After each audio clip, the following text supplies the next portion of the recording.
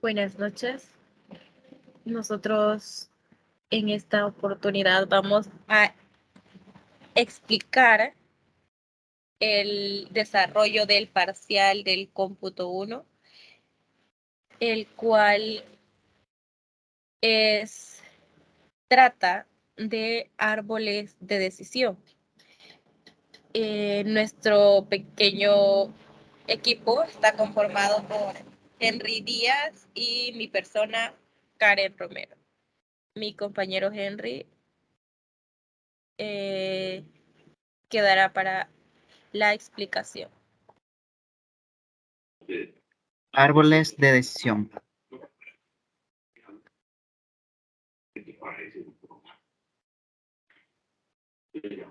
Árboles de decisión. Un árbol de decisión es un algoritmo de aprendizaje supervisado no paramétrico que se utiliza tanto para tareas de clasificación como de regresión. Bueno, un árbol de decisión proporciona una forma práctica y sencilla para que las personas comprendan las posibilidades o las posibles opciones de toma de decisiones y la gama de posibles resultados basados en una serie de problemas. Tipos de árboles de decisión. Árbol de clasificación. Este tipo de árbol puede emplearse en probabilidad y estadística. Árbol de regresión. Este tipo de árbol de decisión se usa cuando se tiene diferentes partes de información para determinar un único resultado predeterminado. Este tipo de árbol se usa principalmente en cálculos de bienes raíces.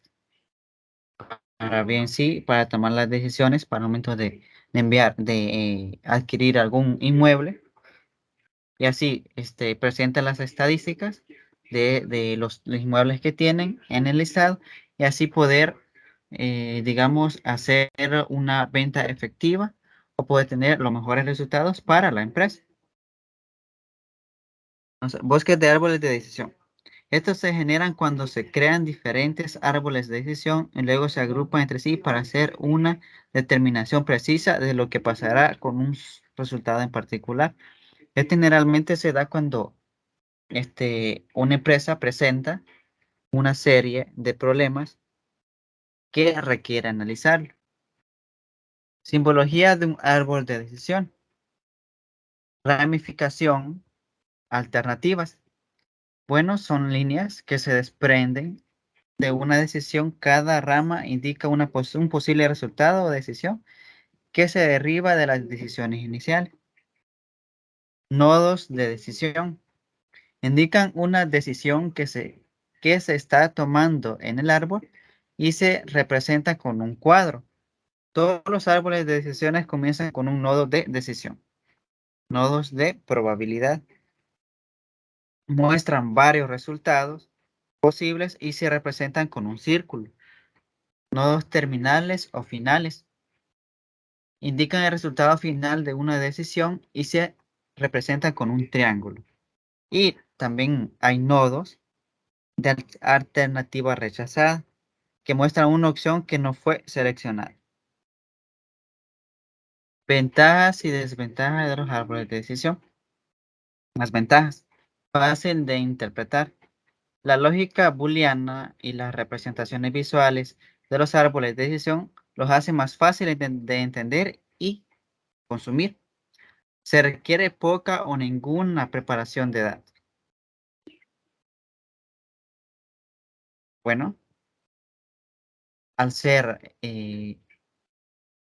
árboles de decisión, pueden ser más flexibles y se pueden aprovechar para hacer tareas de clasificación y regresión, lo que hace más flexible a otros algoritmos y es más flexible. La creación de un árbol de decisión se requiere solo una pequeña cantidad de representación de datos y el modelo no requiere estandarización de datos. Desventajas. Propenso al sobreajustarse. Los árboles de decisión complejos tienden a sobreajustarse y no se generalizan bien a los nuevos datos. Estimadores de alta varianza. Son como pequeñas variaciones dentro de los datos que puede producir un árbol de decisión muy diferente y más costoso. Bueno, voy a explicar un pequeño ejemplo de cómo realizar un árbol de decisión en RapidMiner. Para poder crear nuestro árbol de decisión, necesitamos un conjunto de datos, el cual se cargó anteriormente y lo denominamos árbol de decisión de Big Data. ¿De qué trata nuestro conjunto de datos?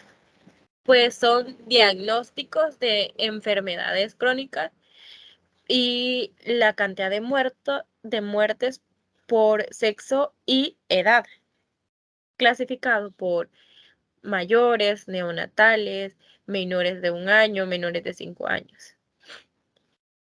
Se seleccionó una data pequeña porque a la hora de generar el decision tree o el árbol de decisión, nos crearía un árbol bastante extenso y no se alcanzaría a visualizar completamente. Entonces, nuestro árbol de decisión lo haremos por clasificación, clasificando los tipos de muerte, la cantidad de muertes, más bien dicho, por edades y sexo.